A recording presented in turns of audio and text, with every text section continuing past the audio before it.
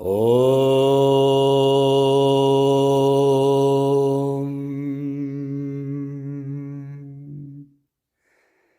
Brahmanandam Paramasukadam Kevalam Jnanamurtim Dvandvatitam Ganganasadrisham Tattvamasyadilaksham Ekam Nityam Vimalamachalam Sarvadi Sakshibhutam Bhavatitam Trigunarahitam Sadgurum Tam Namami. Dear Seeker of Truth, welcome. This work that we are going to talk about is one of the most sacred dialogues because it happens between two enlightened beings. One is Ashtavakra, the other is King Janaka, which was Ashtavakra's disciple. So in it you will have a glimpse of the instruction of an enlightened being so that you can achieve liberation, and also the vision of how a liberated being stands, acts, what is his experience. So pay attention to these teachings, fill your heart with surrender, devotion, sacredness, because that is the way to enjoy it the most. May it blossom in your heart, may you also find liberation.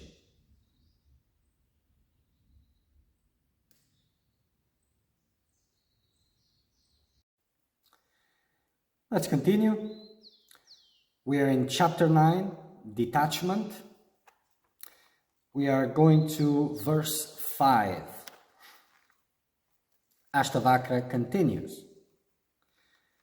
What man is there who, having observed the diversity of opinions among the great seers, saints, and yogis, and become completely indifferent to learning, does not attain quietude?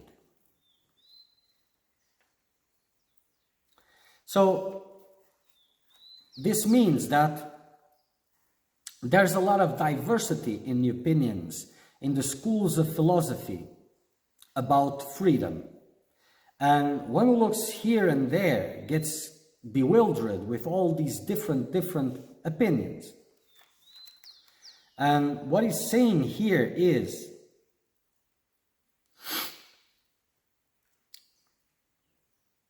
what man is there who, having observed the diversity of opinions amongst the great seers, saints, and yogis, and become completely indifferent to learning, does not attain quietude?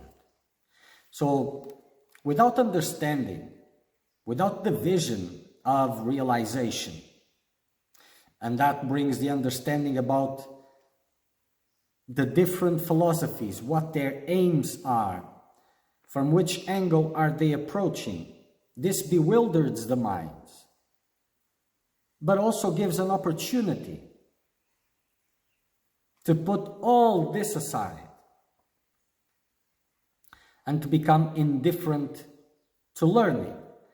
So this renunciation comes even to the learning part, this indifference to the world, this detachment. And this enables the mind with a very rare quality, which is quietude, stillness. And it's very rare indeed.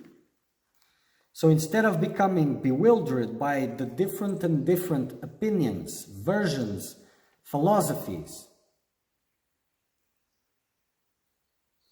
he gives up learning altogether and remains in that stillness.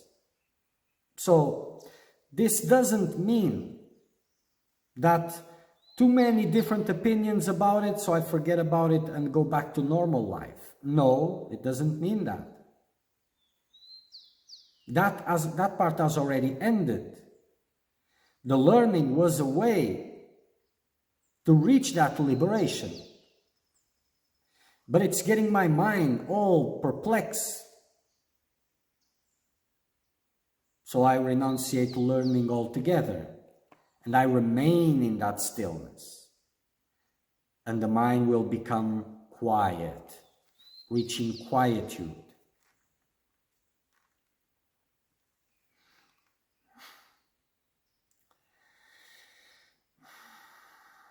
So this quietude, this is very important. It's the mind that has no modifications whatsoever.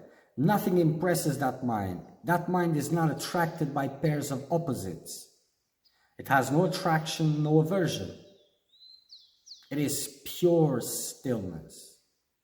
It has nothing to reach, to search for. It is quietude.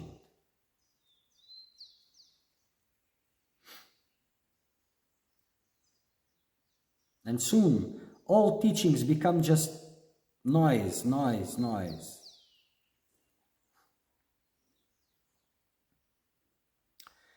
He who gains knowledge of the true nature of pure consciousness, by complete indifference to the world, by equanimity and by reasoning, and saves himself from the round of birth and rebirth, is he not really the spiritual guide?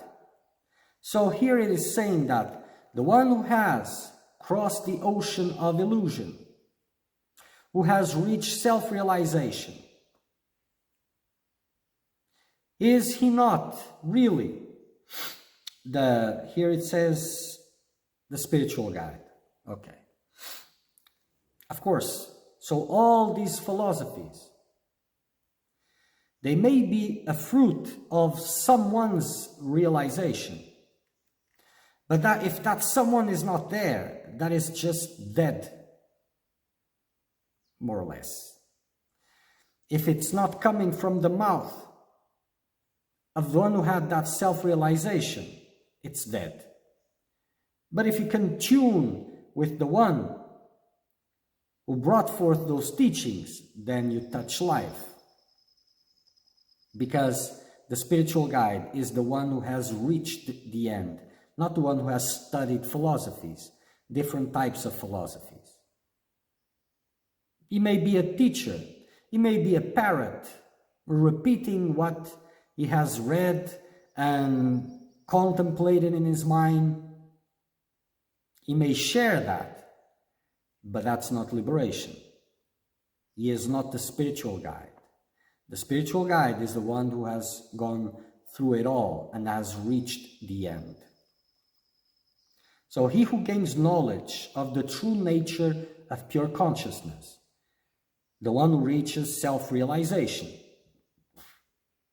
by complete indifference to the world, by renunciation, by complete detachment, by indifference to the world, by equanimity, and without indifference to the world, there's no equanimity. That stillness, that absence of modifications. And by reasoning, because you cannot achieve these without reasoning. That look, all this is not real. So let me not get impressed by it in any way whatsoever. Let me cultivate complete indifference.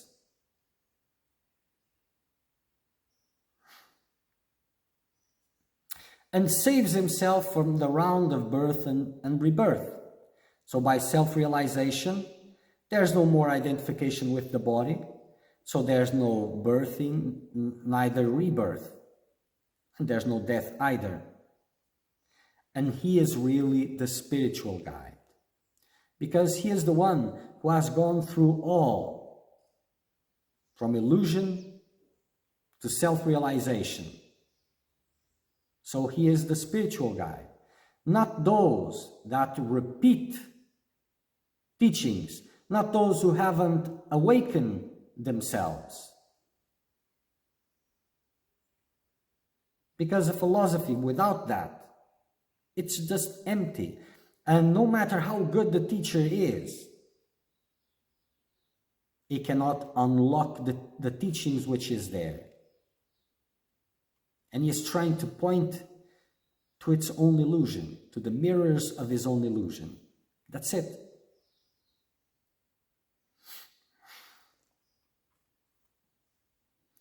So he who goes through the whole process on its own, through complete indifference to the world, who has achieved that kind of excellence,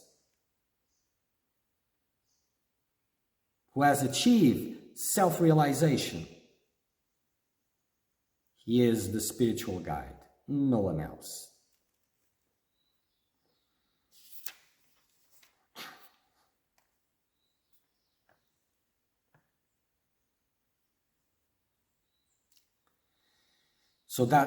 So he is the Guru.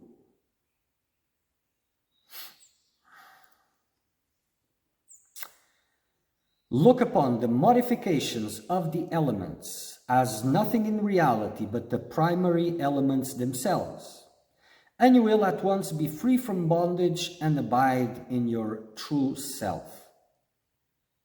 So, like it is explained in the Advaitic teachings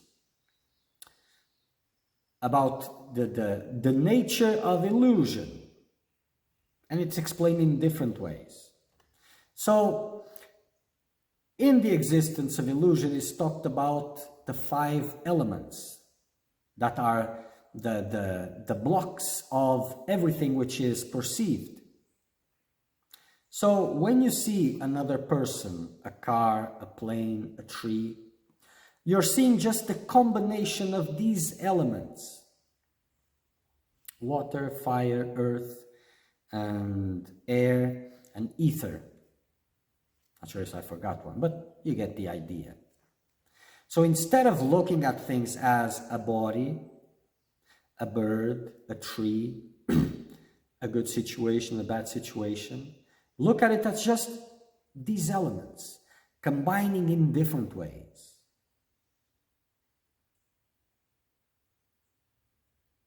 Not the things, not the apparent fruits of that combination.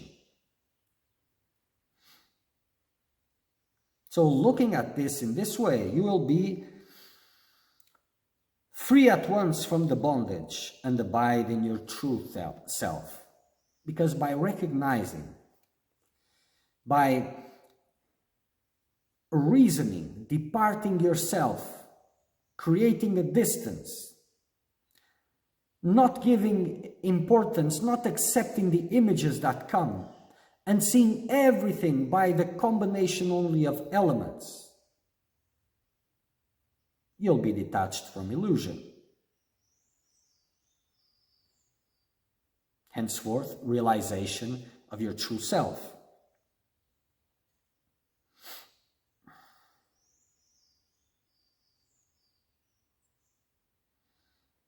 Because you will not be entangled anymore. There is not anything to succeed. It's just elements. Just the elements combining in different ways. Nothing else. It doesn't matter if how beautiful it appears to be or how ugly it appears to be, how good it appears to be, how bad it appears to be. It's just combinations of the same elements. It is just an illusion.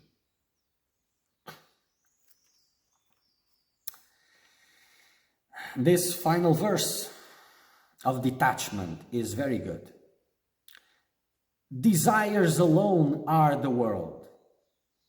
Do you, therefore, renounce them all? The renunciation of desire is the renunciation of the world. Now you may live anywhere.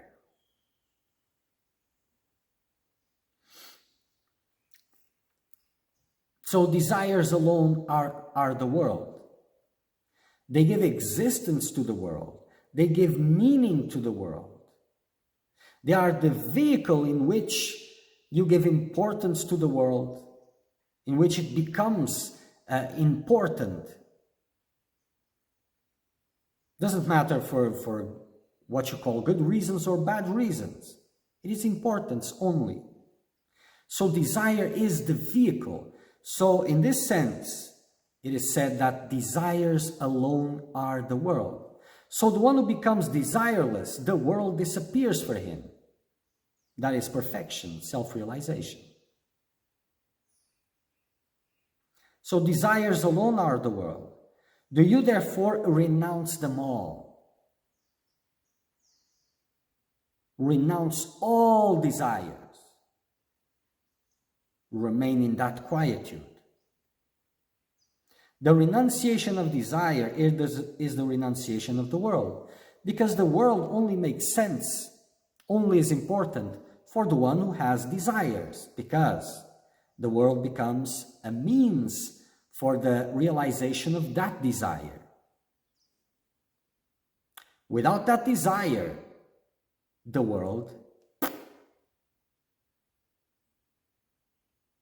has no meaning whatsoever. So, by renouncing the desires, you renounce the world, because if you don't have any more desire to accomplish, you don't need the means to accomplish that desire, that is the world. So renouncing desires is renouncing the world.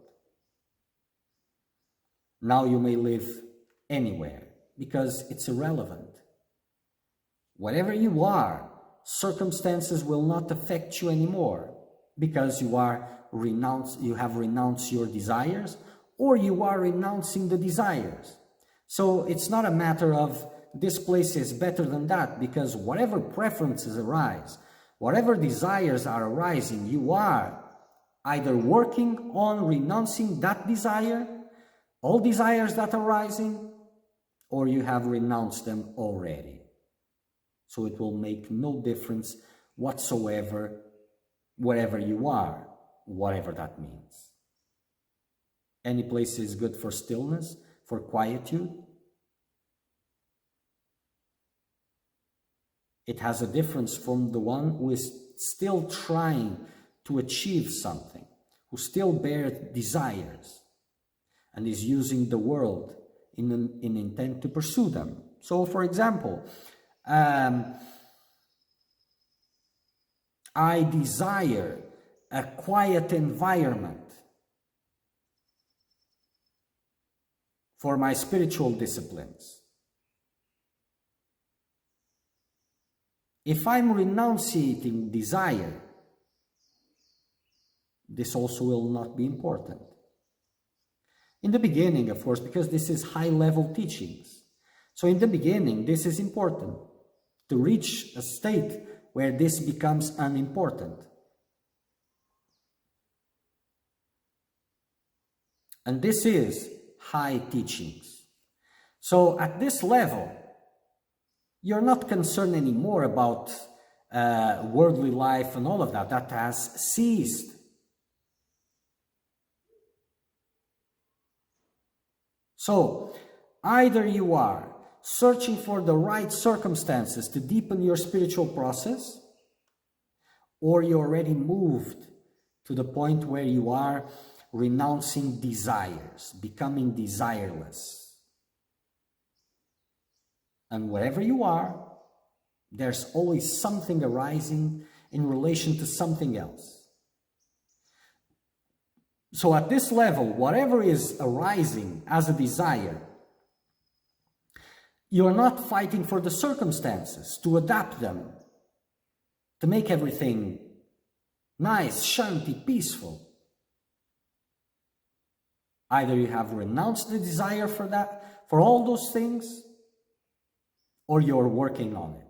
And if you're working on it, the desire is rising and you're not acting upon it, you are renouncing it.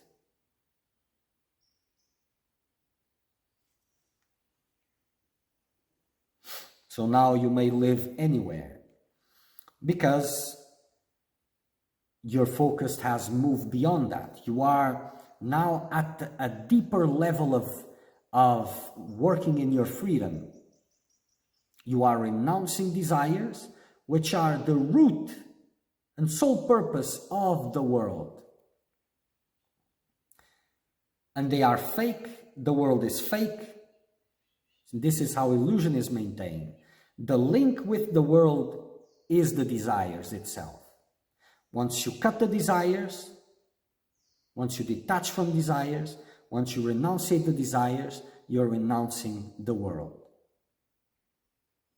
So it's like the world is the branches of a tree with all its leaves. Desires are the log, the main log, and the roots. So you're cutting the roots.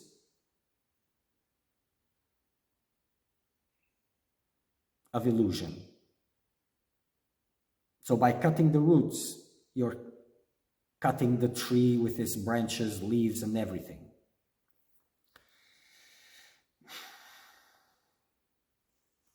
Okay. Detachment.